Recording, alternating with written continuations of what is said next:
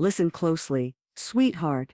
If you've ever walked into a room and forgotten why, or searched the house for your glasses, only to find them on your head, you're not alone. It starts just like that. These small slips feel harmless, until they quietly begin changing everything. By the end of this video, you'll know the 10 early signs of dementia you should never ignore, through moments that might hit closer to home than you expect. Stay with me, because number 10 is the one that could change everything for you. Short-term memory loss that disrupts daily life. It begins with little things. You misplace your reading glasses, forget where you parked the car, wonder why you walked into the kitchen. At first, it feels like the usual absent-mindedness that comes with age. But then you find yourself standing in the middle of your own kitchen, pie crust laid out, the cinnamon jar open, the apples already sliced, yet you have no memory of whether you've added the sugar. You've made that same pie every fall since 1978.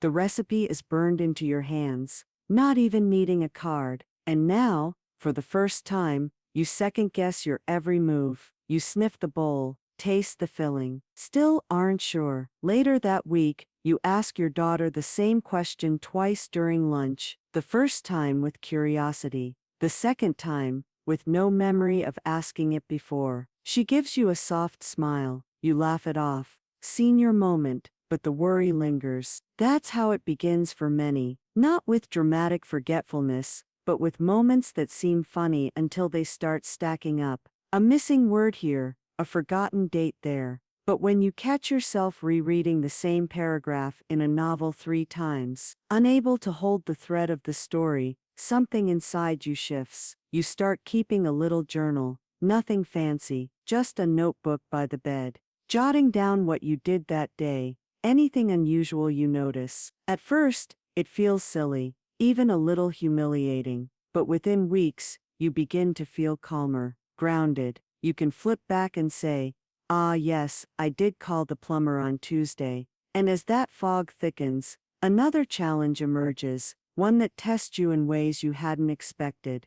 Difficulty planning, or solving problems. For most of your life, you've handled everything: budgeting, bills, taxes, grocery lists, family events. You're the planner, the thinker, the one your late spouse called the brain of the house. But one morning, while trying to balance your checkbook, the numbers won't sit right. Simple subtraction feels like guesswork. You double-check, then triple-check, and still come up short. You set it aside, blame it on being tired, but then it happens again the next week. And again, while helping a neighbor with a knitting pattern, you forget the order of stitches halfway through. A pattern you'd memorized years ago suddenly feels like trying to read a foreign language. You've always prided yourself on your sharpness. You did crossword puzzles with coffee, planned family reunions down to the napkins. This new fog unsettles you, not just for what it means now, but what it might mean tomorrow. It shakes your confidence. You stop volunteering at the community center. You quietly back out of leading the budget committee. You don't want anyone to see you struggling with things that used to come so easily. But deep down you know hiding won't help. You start leaving small notes for yourself, little reminders taped to the fridge, sticky notes in the planner. You even set up a weekly routine with your grandson to go over bills together. It takes courage to say, "I need a little help." But in doing so, you don't lose your independence, you reshape it. What matters isn't that you have trouble with numbers. What matters is that you choose to notice, adapt, and keep going with grace. And as you find your footing there, something else begins to unravel, pulling you into moments of startling confusion. Trouble completing familiar tasks. You've lived in the same neighborhood for over 30 years. You know the streets like the back of your hand, the corner store where you bought your first grandchild's baby blanket, the little post office with the squeaky door, the park where you and your late spouse used to walk after dinner. But one Tuesday morning, something strange happens. You get into your car to pick up milk, same as always, but halfway there the streets don't feel familiar. The turns look off. You slow down at a stop sign, and realize you don't know which way to go. Your hands tighten on the wheel. You pull over, heart pounding, and sit there in silence. The store is only 5 minutes away. You could have driven it with your eyes closed, but today it feels like the road has shifted underneath you. You eventually make it there, but not without using your phone's GPS to get to a place you've visited every week for decades.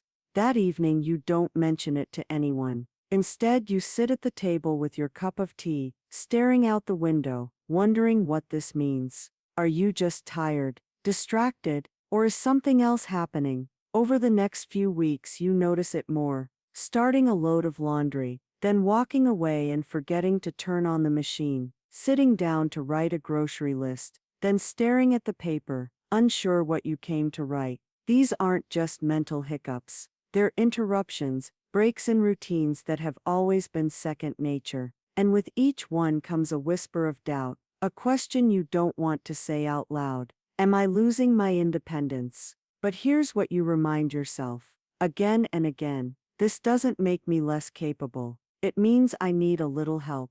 You begin writing out your to-do list the night before. You use timers and checklists. You tell your son, not for answers, just for support, because asking for help isn't a weakness. Sometimes it's the bravest thing you can do. And as you adjust to these interruptions, time itself starts playing tricks, blurring the edges of your days.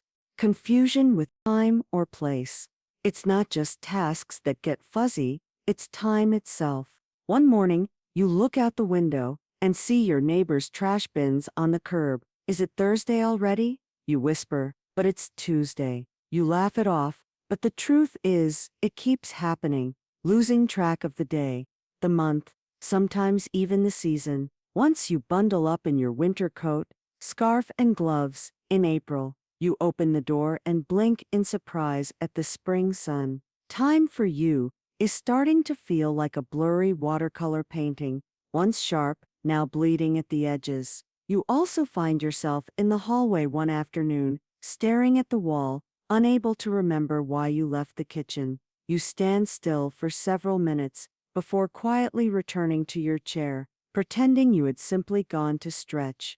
These moments aren't loud. They don't come with alarms or flashing lights. They come gently, soft but unsettling, like a fog rolling in slowly. And yet, you find comfort in reminding yourself, we all get turned around sometimes. That doesn't make me broken. You place small calendars around the house, circle important dates, and add a daily note by the kettle.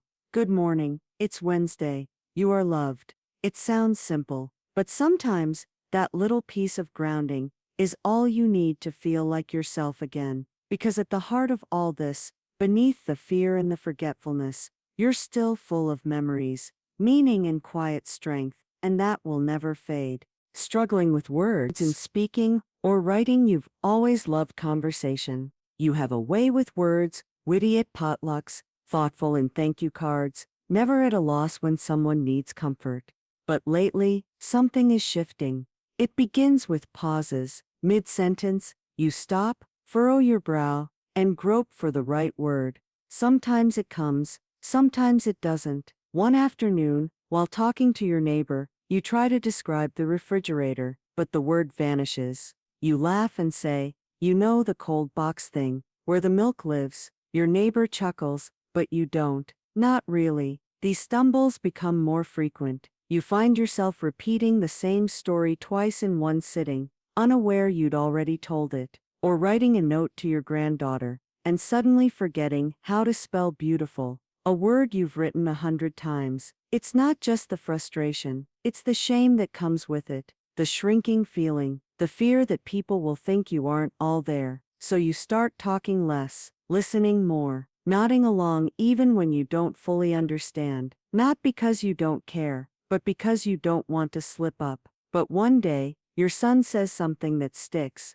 It's okay, I forget words too, let's just talk. That little sentence gives you something you haven't felt in a while. Permission. Permission to speak freely, even if it's not perfect. You stop trying to hide it. You start saying things like, give me a second, or it's on the tip of my tongue, without apologizing. Because you realize this, forgetting a word doesn't mean you've lost your voice. And the people who love you, they still want to hear what you have to say. stumbles and all. As you lean into that grace, though, another quiet shift begins, one that leaves you searching in more ways than one, misplacing things, and losing the ability to retrace steps.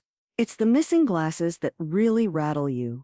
You search every room, the bedroom, the bathroom, the sunroom, you even lift couch cushions, but they're gone. You're sure someone moved them. Your voice trembles as you tell your grandson, "I think someone's been in the house." But later, while reaching for frozen peas, you find them, your glasses, sitting on top of a bag of chicken in the freezer. You stare at them, heart sinking. You don't even remember putting them there. And worse, you realize you've accused someone you love of taking them. It isn't the first time. You've misplaced your keys and blamed the neighbor's toddler, lost your wallet, and insisted the mailman must have taken it. Each time, after the truth surfaces, you feel a mix of relief and shame. Not just for forgetting, but for doubting people you trust. That's what hurts most. The quiet thought you don't dare speak. Am I losing my grip on reality? You start to withdraw. Keep things to yourself. Stay home more often. But what you don't know, what so many don't, is that this happens far more often than people talk about. The brain misfires. You go on autopilot. You get distracted. So you begin to change how you respond. Instead of panicking, you pause. Take a breath. Think, where was I standing when I had it last? You ask your grandson to help retrace your steps, without judgment, just kindness. And slowly the fear eases. Not because it stops happening, but because you stop hiding it. You learn that the goal isn't to be perfect. It's to stay curious, stay connected, and ask for help before fear can take root. Because being forgetful is one thing, feeling alone because of it, that's what truly steals your peace. And that, sweetheart, is something you can do something about. And as you learn to lean on others for those small mysteries, a bigger challenge creeps in, testing your instincts in ways you hadn't foreseen. Decreased, or poor, judgment. It begins with a phone call. A polite young man claims he's from the electric company, says your payment hasn't gone through, and your power will be shut off by evening. He even knows your address. Panicked, you give him your card details. 2 days later, your bank calls. He's suspicious charges. A frozen account. You feel your stomach drop. But that's not the only moment. There have been others, sending a large donation to a charity you haven't researched, loaning money to a neighbor's nephew you barely know. Little by little, the line between generosity and vulnerability blurs. You've always been giving. You bake cookies for the postman. You keep an envelope of birthday cash for your grandkids. Helping others makes you feel useful, present, still needed. But now, something feels different. Your heart is still big, but your guard is down, and you hate that realization. You feel embarrassed, ashamed, and worst of all, afraid to tell anyone. What will they think? That you can't be trusted with your own life, that you're slipping? But when you finally confide in your son, he doesn't scold you, he doesn't take over. He says, "We'll set up safeguards together." You're not losing control. You're just learning to protect your heart and your wallet. You set up spending alerts, verify charities together. You keep a small allowance for day-to-day kindness, but give yourself permission to pause before saying yes to anything bigger. And slowly, you feel the fear lift, because it's not about stopping you from giving. It's about helping you give wisely, without regret. Yet as you steady that part of your life, another pull tugs you inward, dimming the spark you've always carried. Withdrawal from work or social activities. You used to love your Thursday morning book club. You never missed it. Even when you hadn't finished the book, you went for the laughter, the coffee, the company. But recently, you've been finding excuses. Too tired, you say. Or, I have an appointment. The truth? The conversations are moving too fast. You can't keep up with the plot. You start a sentence and forget where you're going. You once mixed up two characters during a discussion.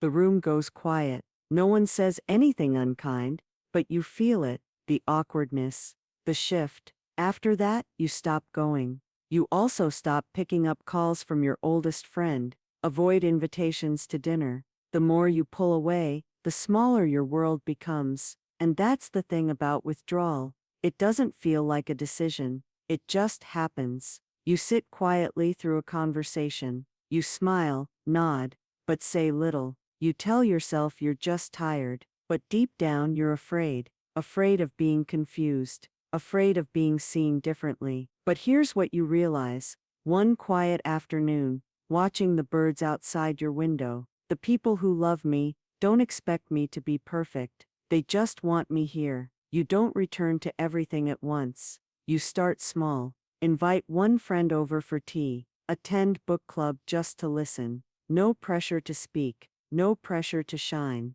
Just presence. And little by little, the fog doesn't feel so heavy. Because connection has a way of clearing the air. You are still wanted. You are still needed. Even when you forget the ending of the book. Sometimes, showing up is the bravest thing you can do. Changes in mood and personality. You've always been known as the calm one. You raised 4 children, soothed countless tantrums, and baked cookies for every neighbor who moved in. You aren't just patient, you're a rock. But over the past few months, something in you has changed. You snap at your grandson for leaving the cupboard open. You accuse the mailman of skipping your house, even when the letters are on the table. When your daughter gently corrects you on a story you misremember, you go quiet, eyes narrowed, and don't speak for the rest of the visit. It doesn't feel like you. And that's what scares you most. You begin to question yourself. Are you just tired? Is it grief resurfacing?